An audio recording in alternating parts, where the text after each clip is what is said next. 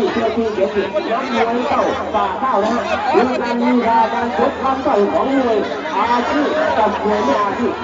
อย่ายกขาขึ้นสูงเกินไปนะมุมไหนก็ได้กันเป็นมุมเลย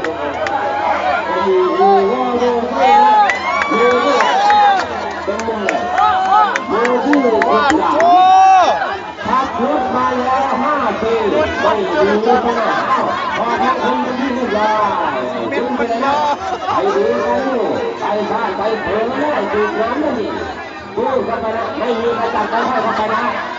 ค่อยเข้าไปขึ้นไปเข้าไปดูกันขึ้นไปนะไปดูขึ้นทำการก่อนนะทำการก่อนยังไม่ได้ยังต่อไม่ได้เดิน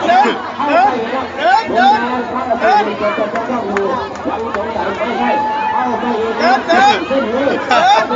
ไม่ใช่พอแล้วเอาไปเดินปั